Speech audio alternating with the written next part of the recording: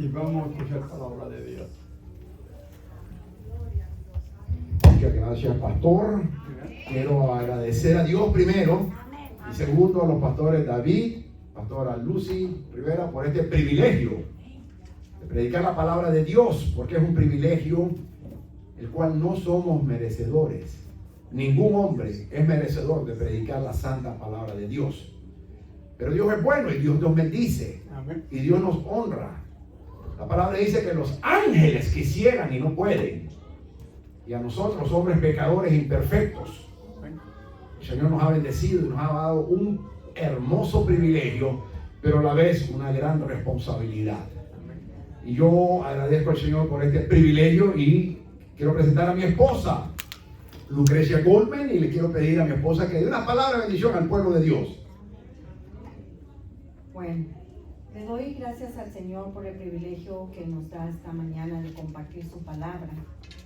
También le doy gracias a Dios porque usted y yo estamos aquí. ¿Sabe por qué usted y yo estamos aquí?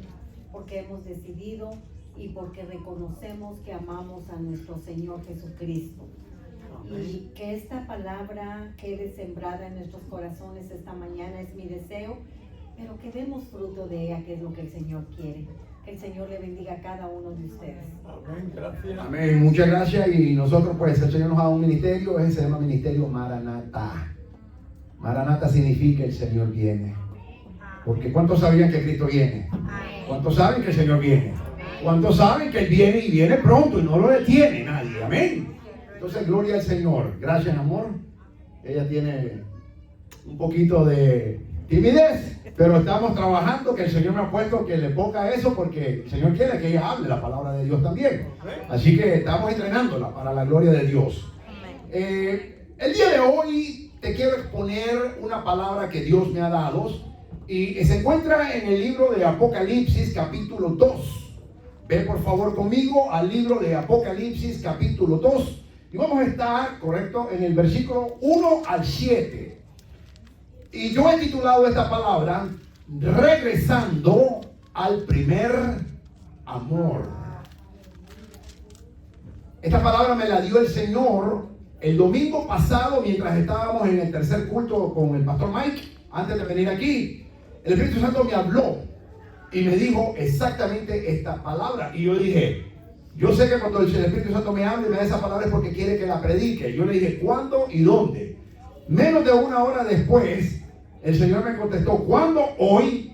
¿Dónde? Aquí. Porque nosotros venimos solo a ver dónde era el servicio en español con mi esposa, que la trajo la hija del pastor, y nos quedamos al final del servicio y el Señor nos dio la bendición. Así que el Señor me confirmó que era aquí y ahora. Amén. Así que nos ponemos de pie, si puede, por reverencia de la palabra santa del Señor. Vamos a leer la palabra santa de Dios. Si usted la tiene, por favor léala. Si no la tiene, escúchela que yo la voy a leer. Yo voy a leer para la gloria de Dios Padre, Dios Hijo y Dios Espíritu Santo.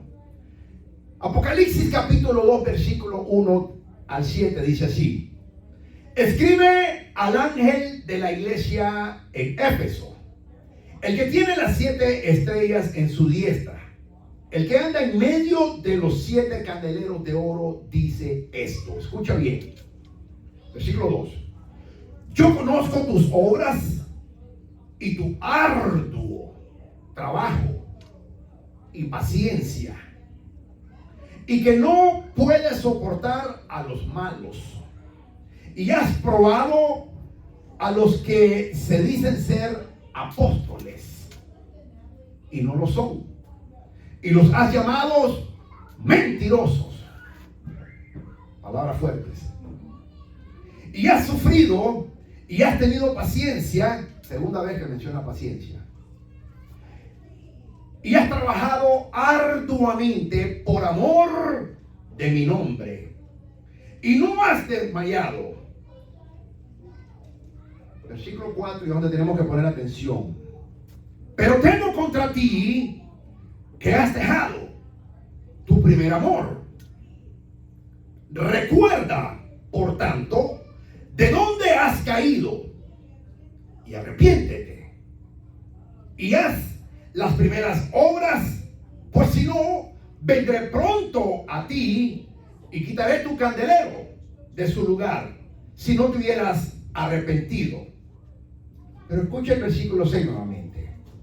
Pero tienes esto, que aborreces las obras de los nicolaitas, las cuales yo también aborrezco.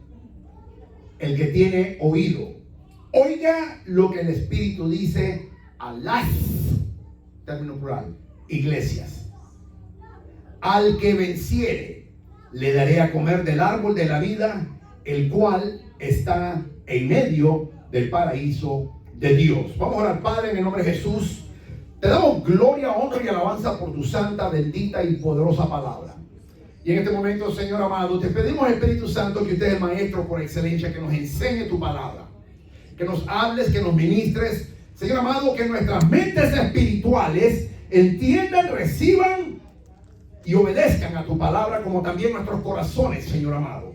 Te pedimos que te glorifiques de principio a fin en este servicio. Háblame, Señor, pídeselo. Háblame, Señor, que para eso vine. Y te pido escuchar tu voz para poder obedecer lo que dice el amado de mi alma. Te lo pedimos, amado Señor, en el santo nombre de nuestro Señor y Salvador Jesucristo. Amén. Gloria sea al santo nombre de Jesucristo nuestro Señor. Y quiero que le preguntes al hermano, a la hermana que está al lado tuyo, ¿en qué amor estás? Hazle esa pregunta. Al hermano, a la hermana que está, o muévete si quieres un poquito y pregúntale, ¿en qué amor estás? ¿En qué amor estás? Gloria a Jesús. Por favor, tomen asiento y vamos a disfrutar la palabra de Dios, que te la voy a exponer y te la voy a desglosar en diferentes ámbitos, porque el Espíritu Santo nos quiere enseñar y nos quiere hablar. Soy maestro y me encanta enseñar, es lo que yo hago. Cuando yo estudiaba mi doctorado en ministerio, y hace 10 años me gradué, yo no pensé que el Señor me iba a llamar a ser un escatólogo. No pensé. Eso fue algo que el Señor me guió. Yo nunca levanté la mano, yo nunca dije yo quiero ser escatólogo, yo nunca dije yo quiero aprender escatología. Pero el Señor me puso a estudiar ese doctorado, y mientras yo iba en mis estudios doctorales, el Espíritu Santo me iba llevando más y más y más profundo a todos los aspectos escatológicos. Y para los que no están seguros, lo que significa escatología es la ciencia de la rama de la teología que estudia los eventos finales, especialmente todo lo concerniente a la segunda venida de nuestro Señor y Salvador Jesucristo. Y me doy cuenta que cuando yo estoy escribiendo mi tesis, terminé escribiendo el 90% de mi tesis de 168 páginas, la escribí en la segunda venida de Cristo y en el arrebatamiento. Pero no era algo que yo estaba pensando hacer, era algo que el Espíritu Santo me estaba llevando. Y hace 10 años me gradué, y cuando me graduó, todavía yo no me llamaba escatólogo, y yo me presentaba simplemente como un evangelista. Pues es el verdadero ministerio original que Dios me dio, y le doy la gloria a Dios. Amo el evangelismo. Luego Dios me puso a ser maestro y comencé a enseñar. Y un día el Espíritu Santo me llamó, Él me llamó y me dijo, tú eres un escatólogo. Ya algunos años después que me había graduado. Y yo todavía no lo dije. Yo todavía no me presentaba de esa manera.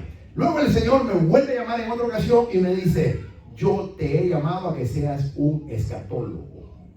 Y no lo vuelvo a llamar. Y la tercera vez me dice el Señor, te dije que yo te llamé a ser escatólogo. Cuando yo escucho al Señor la tercera vez que me lo dice, ahí es cuando yo comencé a presentarme ya, porque Él me llamó a eso, como un escatólogo, y a presentar la verdad de Cristo, los eventos finales, muy necesario en la iglesia hoy más que nunca. Y ha sido una bendición, y tengo 10 años enseñando. El libro de Apocalipsis es el libro predilecto mío. La Biblia tiene 66 libros, tiene dos testamentos, En esos 66 libros hay 39 libros en el Antiguo Testamento, 27 libros en el Nuevo Testamento. Hay un total de 1189 capítulos, 929 capítulos en el Nuevo Testamento, en el Antiguo Testamento, 260 capítulos en el Nuevo Testamento. Hay 31.373 versículos en toda la Biblia y aproximadamente 732.965 palabras en la Biblia. Esa es la Biblia. Y hay que aprenderla. El libro de Apocalipsis tiene 22 capítulos. Y en esos 22 capítulos hay 404 versículos. Y lo que yo he descubierto es que en la iglesia hay un temor del libro de Apocalipsis. Muy tristemente, la gran mayoría de las iglesias y la gran mayoría de los siervos, ¡ay! Santo Dios, de los siervos se fue el audio. Hello. Vamos a ver qué está pasando aquí. La gran mayoría, todo el que menciona Apocalipsis, todo tiembla. ¿Se dan cuenta? Gracias. Todo el que menciona Apocalipsis, todo tiembla. ¿Se dan cuenta? Pero hay una bendición en estudiar el libro de Apocalipsis. Ningún libro en la Biblia te promete una promesa por estudiarlo, excepto el libro de Apocalipsis, que lo dice 2 veces. Lo dice al principio y lo dice al final. Cuando tú y yo leemos el libro de Apocalipsis, el Señor promete una bendición especial, más que todos los otros libros. De otra manera, el libro de Apocalipsis es el único libro que tiene la osadía, le llamo yo, de decirnos: léeme que soy especial. Y cuando me leas, te voy a bendecir. Ningún otro libro en la Biblia, de los 66 libros, es el único libro que dice eso. Los otros 65, ninguno te hace esa promesa. Todas son palabras de Dios, todas. Pero es el único libro de los 66 libros que hay en los 2 testamentos que tiene la osadía de decirte a ti, a mí, a toda su iglesia: léeme que soy especial, y cuando me leas te voy a bendecir. Lo dice al principio en el capítulo 1 y lo dice al final en el capítulo 22. Por tanto, yo encuentro el libro de Apocalipsis fascinante. Y como escatólogo que soy, es mi libro preferido. Ese es mi libro número 1. Usted me preguntará, doctor Goldman, ¿cuál es el número 2? Bien sencillo, el libro de los Hechos. El libro de los Hechos es el libro número 2 para mí. ¿Por qué? Porque es el libro del Espíritu Santo. Se le llama el quinto evangelio. Es el libro del Espíritu Santo. Es donde el Espíritu Santo habla, se muestra, se habla, da orden, escoge, dice esto. Ningún otro libro muestra el Espíritu Santo tan activo como el libro de los Hechos. Por ende, el libro de los Hechos es el segundo libro. Usted tiene que tener un libro especial. Yo le pregunté a mi esposo un día de esta cuál era su libro especial. Ella me dijo Proverbios, y le pregunté por qué. Y me dice: por la sabiduría que hay. Gloria a Dios. Entonces todos nosotros tenemos que tener por lo menos un libro predilecto en toda la Biblia. Si puede tener más, mejor. Yo tengo 2, pero hay más. Pero voy a mencionar solamente 2.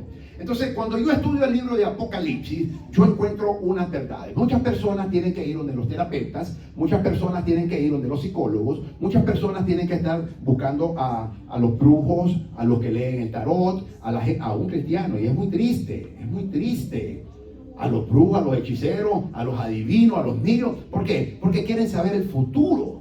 Todo el mundo tiene miedo del futuro, todo el mundo quiere saber el futuro. Pero usted sabía que el libro de Apocalipsis es el único libro en toda la Biblia que nos dice qué es lo que viene en el futuro. Es el único libro.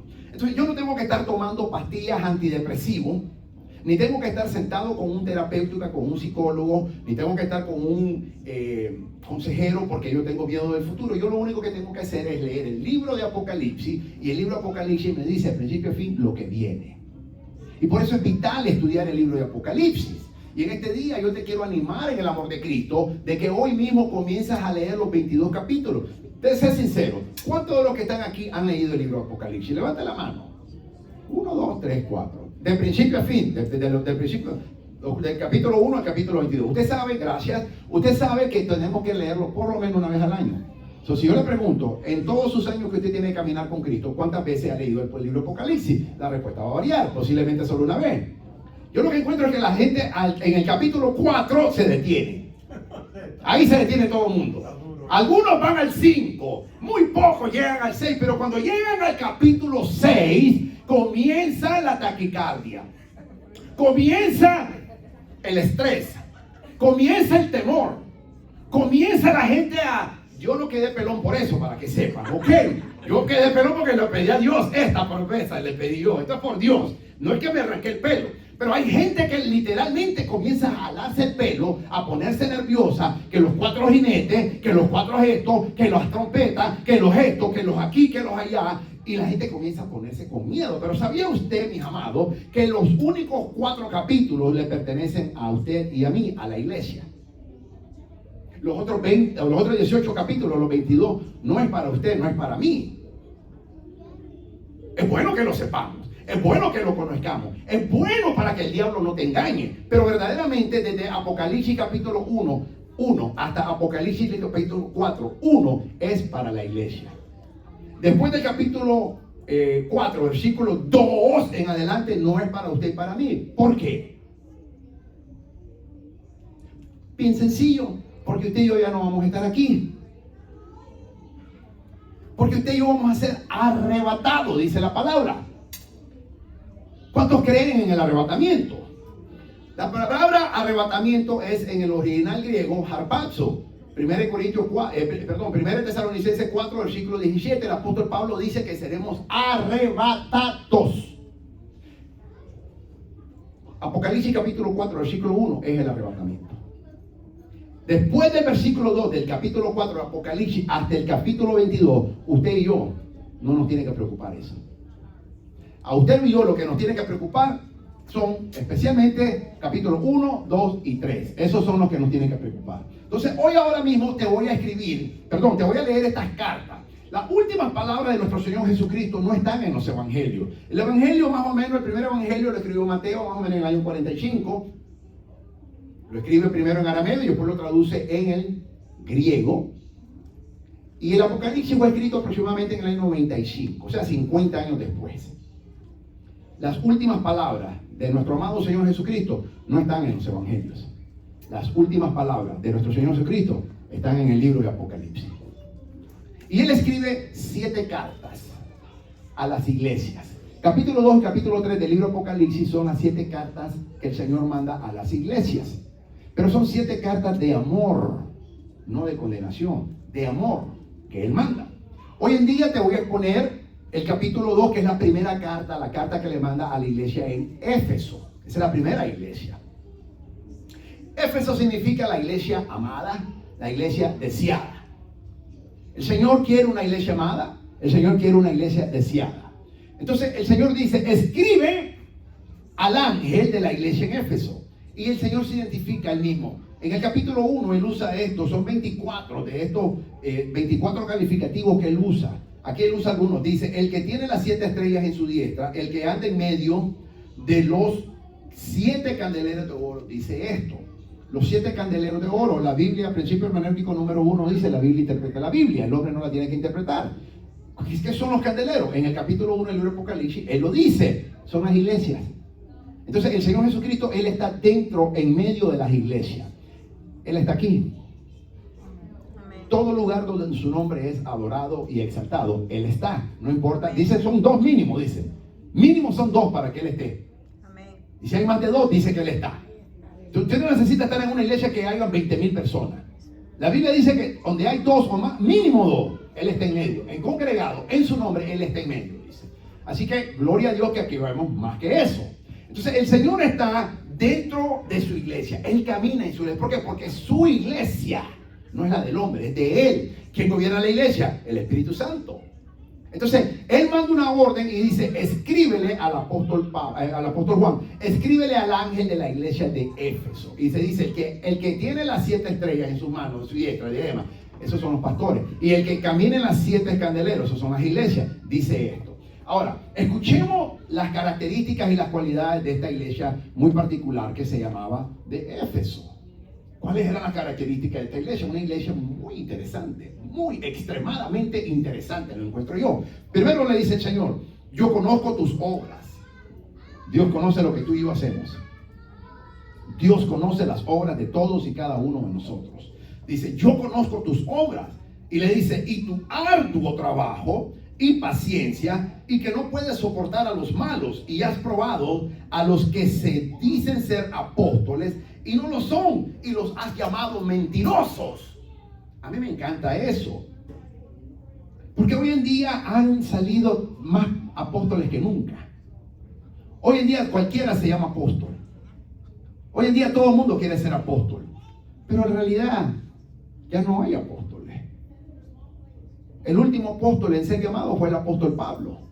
Y el último apóstol en morir fue el apóstol Juan en el año 100. Entonces, cuando a mí me sale un apóstol de esto, yo le digo, tú tienes 2000 años de edad. No. Segundo, todos los apóstoles fueron judíos solamente, ningún gentil. Ningún gentil.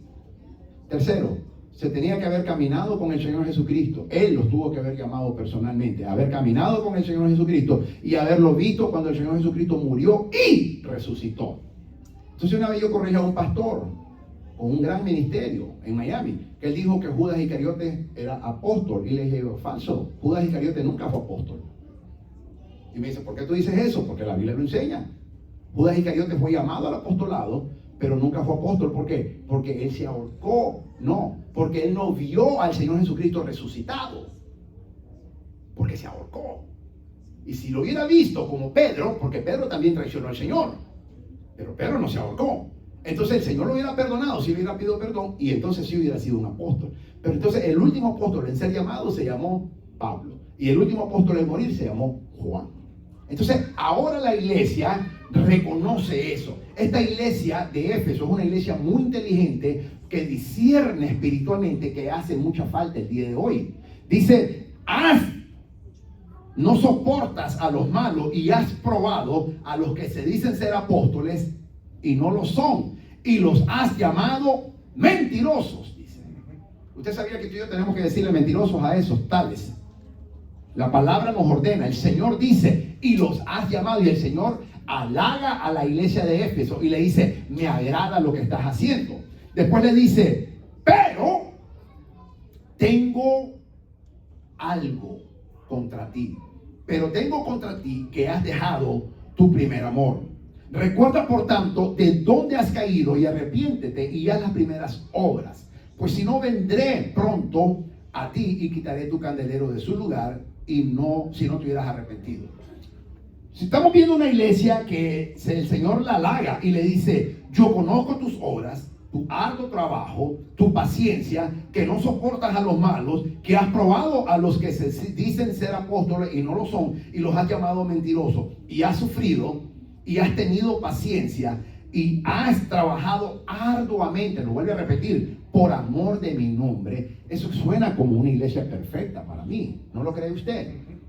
Una iglesia que trabaja para el Señor arduamente, que predica el evangelio, que sabe identificar a los mentirosos y a los que no son de verdaderos de Dios y les llama mentirosos, los prueba y tiene paciencia por amor al Señor. A mí me suena una iglesia fascinante. Sin embargo, usted y yo vamos a pasar un día evaluación, y aquí el Señor Jesucristo, ¿cuántos de ustedes recuerdan cuando estaban en la escuela y hacían evaluaciones los maestros? Y los maestros nos encanta hacer eso. A los maestros, yo soy académico y me fascina hacer eso. Me encanta estar haciendo evaluaciones a los alumnos. De repente le decíamos un pop quiz, ahí pum, repentinamente le poníamos uno y la gente, me agarró de sorpresa, ¿verdad? O teníamos un examen, o un midterm, o un medium, o un final y todo. Entonces estamos siendo evaluados. Esta iglesia está siendo evaluada. Usted y yo, como iglesia del Señor Jesucristo, seremos y estamos siendo y continuaremos siendo evaluados hasta el día que suene esa trompeta.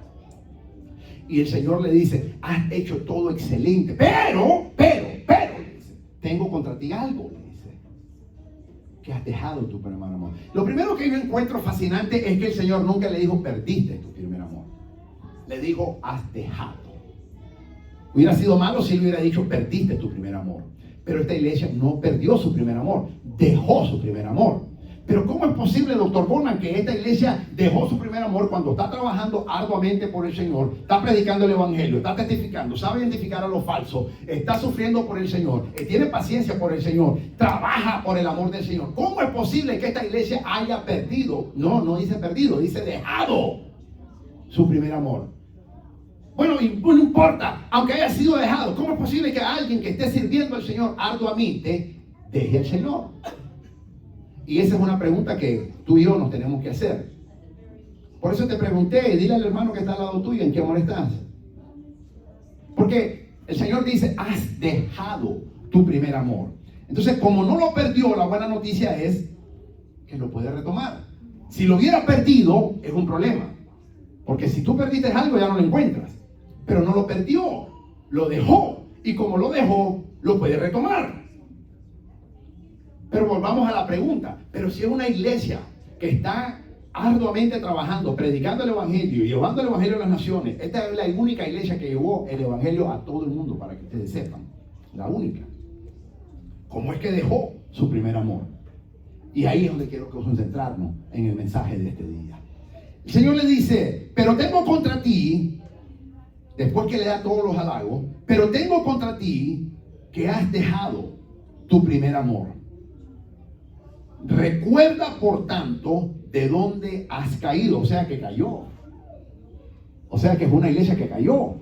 O sea que a pesar que está trabajando arduamente en el Señor, está evangelizando, está testificando, está ganando almas, está sufriendo, tiene paciencia por Cristo, está llevando el evangelio a todas las naciones, cayó. Una iglesia que a simple vista humana aparente ser perfecta, cumpliendo con todos los requisitos según Mateo 28, 18 al 20, que se llama la gran comisión. Sin embargo, para el Señor le dice, recuerda de dónde has caído. Entonces, esto es una pregunta que nos tiene que hacer a ti y a mí reflexionar de una manera muy profunda. ¿Será que nosotros también en el servicio que tenemos al Señor, arduo, tal vez no tan arduo como ellos, pero arduo, estamos pacientes, estamos esperando las promesas del Señor, estamos llevando el evangelio, estamos evangelizando, estamos ganando almas para Cristo, estamos llevando el mensaje de salvación a las naciones? Pero ¿será que de repente has dejado tu primer amor? Y es una pregunta que nos tiene que hacer reflexionar con mucha profundidad. ¿Dónde estás? ¿En qué amor estás ahora mismo? ¿Cómo identifico que yo estoy en el primer amor? Muchos creen que estar en el primer amor es estar predicando, ganando almas, sirviendo al menos. No lo es. Es un acompañamiento de estar en el primer amor, pero no es el primer amor. Porque si fuera así, el Señor no se lo reclama. Entonces, ¿por qué el Señor le reclama a esta iglesia que está trabajando arduamente de que recuerde de dónde ha caído, se arrepienta? O sea, que pecó. Porque de lo contrario, vendré contra ti y quitaré tu candelero. ¿Sabe lo que significa eso? Es una amenaza. Significa que tú no vas a ser más parte de la iglesia del Señor. Significa que cuando suene esa trompeta te vas a quedar. Significa que no vas a entrar al cielo. Y hay que tomar esta palabra con suma urgencia. Hay que tomar esta es una amenaza que nos hace el Señor, con un grado de seriedad, de responsabilidad, de reflexión, y decir, Señor, examíname cómo estoy, como dijo el salmista, ponme en balanza, Señor, y pesa mi corazón. ¿Será que yo, a pesar que estoy en el arduo trabajo de nuestro Señor en el evangelio, será que yo dejé mi primer amor? Y el Señor nos lleva a ese punto, a un punto de reflexión en donde tú y yo tenemos que estar conscientes que no importa el servicio que tú y yo le estemos haciendo al Señor, podemos caer en el pecado de dejar el primer amor. Y el Señor reclama a la iglesia de Éfeso que ha dejado, no perdido, dejado su primer amor. Y la exhorta y le dice, arrepiéntete. Y le da algo más. Y haz las obras que hacías al inicio. ¿Cuáles eran las obras que hacían al inicio? Ahí es donde se mide el primer amor. Vamos a ver, vamos a ponerlo en perspectiva ahora mismo. Estaban tan ocupados en el servicio del reino que se olvidaron del rey. ¿Me explico? Esta iglesia estaba tan ocupada en el servicio del reino de los cielos que se olvidaron del rey del cielo. ¿Cuántas veces a ti, si no te ha pasado, a mí ya me pasó una vez? Estamos tan ocupados en la obra de Dios, nos absorbe tanto la obra de Dios, demanda mucho la obra de Dios, que nos volvemos mecánicos, monótonos, robóticos y religiosos.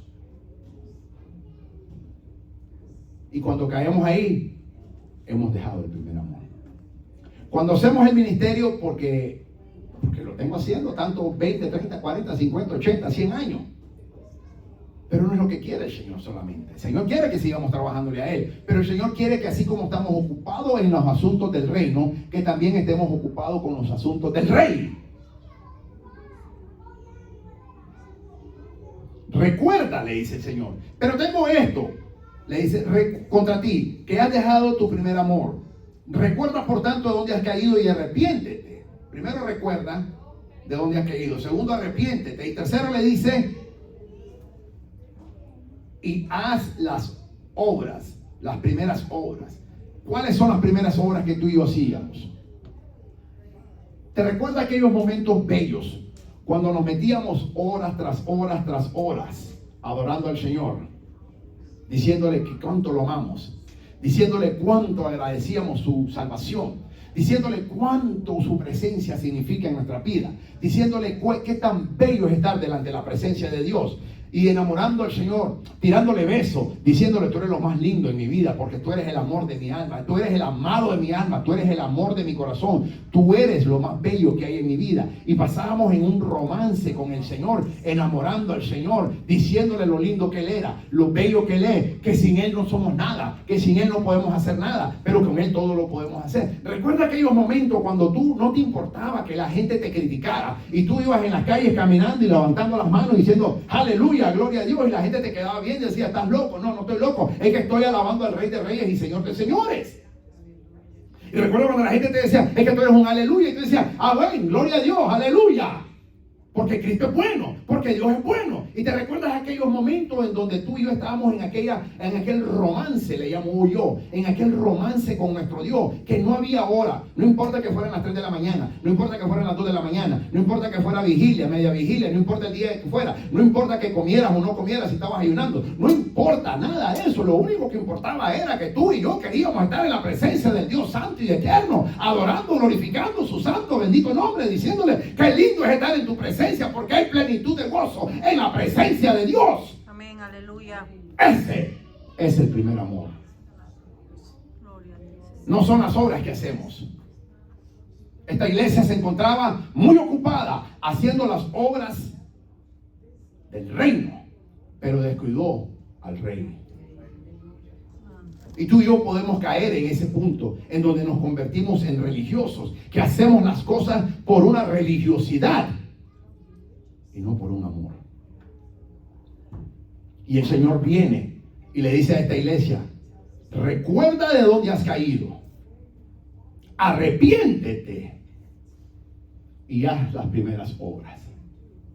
Hoy en día el mensaje que Dios me da para ti es ese: recuerda de dónde has caído, arrepiéntete y haz las primeras obras de enamorar a tu rey, de estar en ese romance con tu Dios, de adorarlo. Que no importa que haya gente, que no haya gente, que esté cansado, que no esté cansado, que el trabajo estuvo bueno, que el trabajo estuvo malo, que la casa estuvo buena, que la casa estuvo mala, que hoy comí bien, que hoy no comí bien, que los biles están encima, que no tengo paz, que no tengo paz. Tenemos. El diablo te la quiere quitar. El primer amor, Dios a ti y a mí nos quiere ver en el primer amor. Entonces el mensaje es bien sencillo: recuerda de dónde has caído, primero. Segundo, arrepiéntete. Y tercero, haz las primeras obras que hacías al principio. Amén, aleluya. Sigue evangelizando, sigue ganando almas para Cristo, sigue trabajando para el Rey de Reyes y Señor de Reyes. Esos son los asuntos del reino. Pero no descuide tu comunión, no descuides tu intimidad con el Rey. Esta iglesia estaba tan ocupada en los asuntos del reino que había descuidado su relación y su intimidad con el Rey. Es como cuando un matrimonio está tan ocupado en las cosas, con el hogar, el trabajo, los hijos, que se olvida de tener esa intimidad. Es similar, es similar. Dios quiere una intimidad con Él todos los días. Dios quiere que tú y yo invirtamos tiempo. Alguien dice que el diezmo son 10% de lo que ganamos, pero también es 10% del tiempo que Dios nos da. O sea, son 2 horas 40 minutos al día, son 24 horas.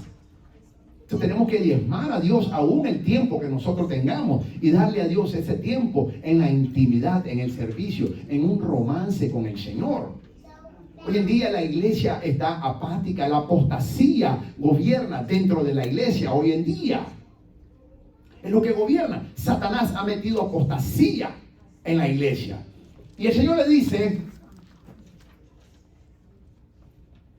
y después que le da esta advertencia, Dios le da un halago adicional. Y le dice, versículo 6, pero tienes esto, que aborrece las obras de los nicolaitas, las cuales yo también aborrezco. ¿Quiénes son los nicolaitas? ¿Quiénes eran los nicolaitas? Cuando tú lees Hechos capítulo 6, versículo 1 al 7, la Biblia dice que se llamaron a 7 diáconos. El primero era Esteban, y dice la Biblia, y es quien estaba lleno del Espíritu Santo. El segundo era Felipe. El último se llamaba Nicolás. Nicolás, que había sido un diácono, se descarrió del Señor y trajo una herejía a la iglesia. Y por el nombre de él, de Nicolás, le llamaban los nicolaitas. Y hay dos interpretaciones, dos hermenéuticas de los nicolaitas. La primera dice que los nicolaitas dicen prácticamente son los que nosotros conocemos como salvo siempre salvo.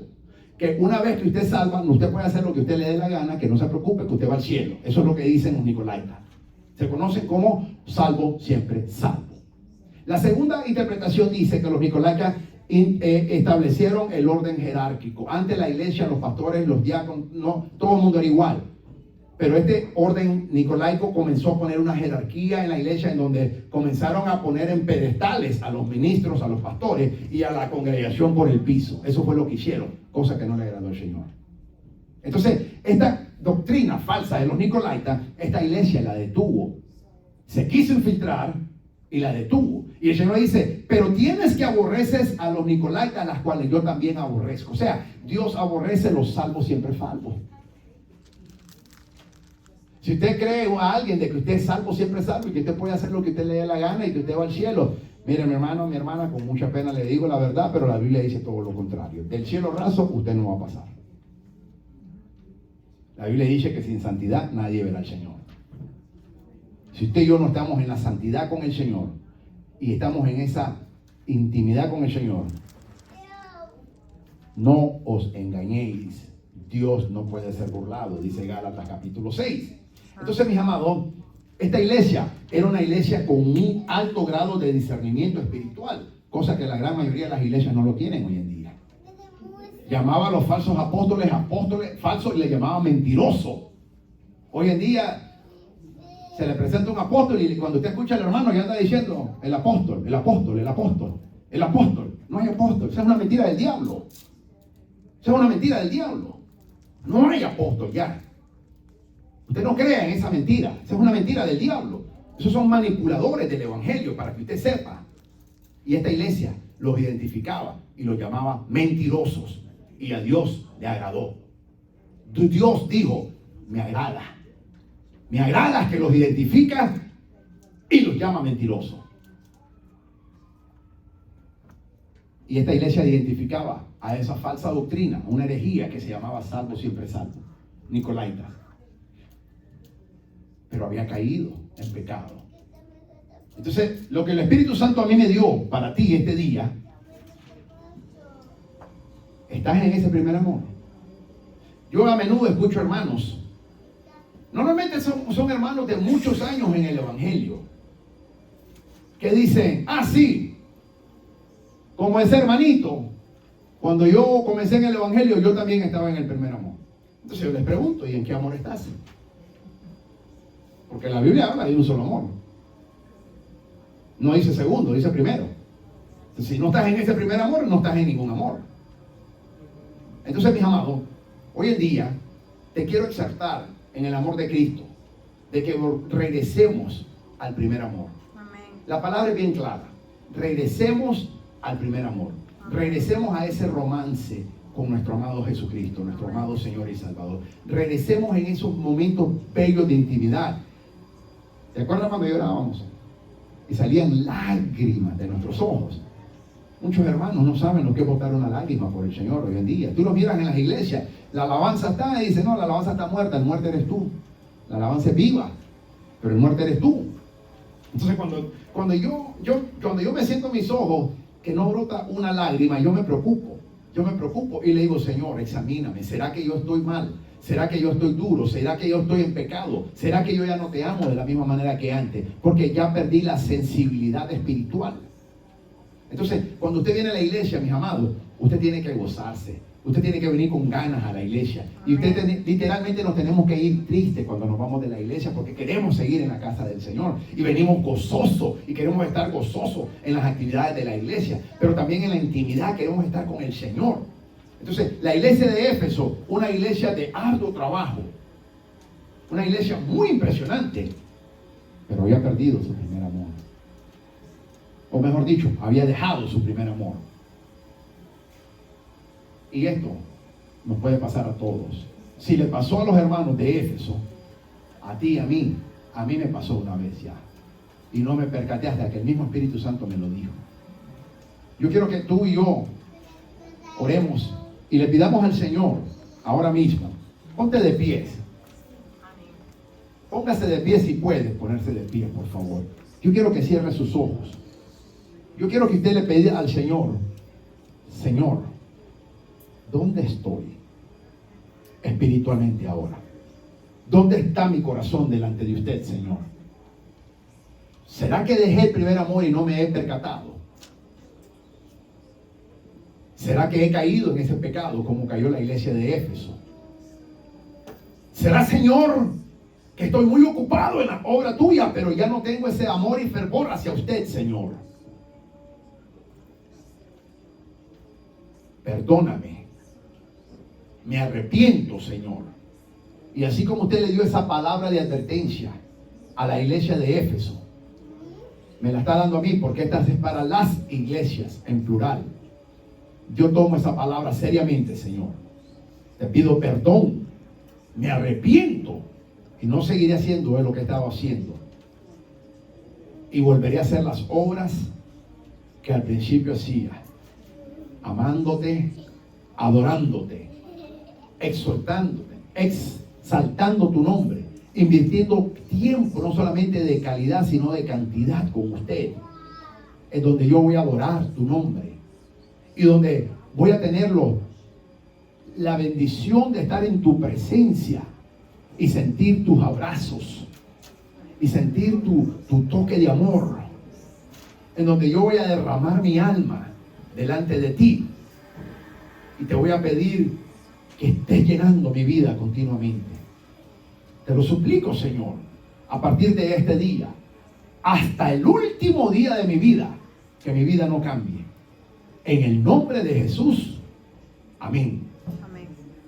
¿Tú aceptaste al Señor Jesucristo ya, varón? ¿Hay alguien que no haya aceptado a Jesucristo como su Señor y Salvador aquí? Estos jovencitos ya aceptaron a Cristo.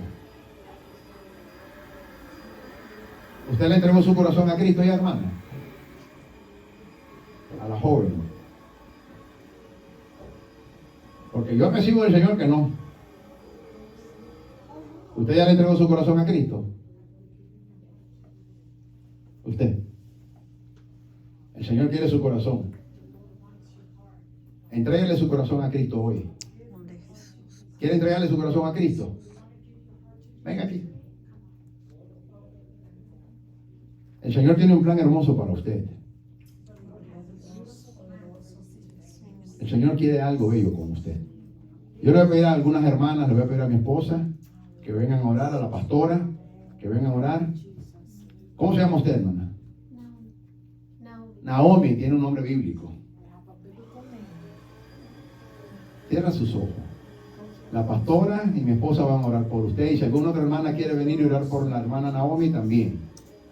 Y dígale: Padre amado, en el nombre de Jesús, me arrepiento de mis pecados. Te pido perdón, Señor. El día de hoy te entrego mi corazón. Te recibo en mi corazón como mi Señor y Salvador. Y te confieso con mi boca que usted es el Señor de mi vida. Gracias, Señor, por salvarme en la cruz del Calvario y darme vida eterna. Y desde este día mi vida es suya, y que se haga tu santa voluntad en mi vida. En el nombre de Jesús, inscribe mi nombre en el libro de la vida y yo te serviré todos los días de mi vida. En el nombre de Jesús. Amén. Gloria a Dios. Dios te bendiga. You just became saved today. You're a child of God now. ¿Ok? Dios bendiga a esta joven. Hermanos, vamos a orar para que el pastor nos despida en oración. Gracias por haberme escuchado, pero sobre todo gracias por haber recibido la palabra del Señor. Bendito y alabado sea el nombre de Dios. Amén. Gracias, hermano. Hoy nos hemos gozado con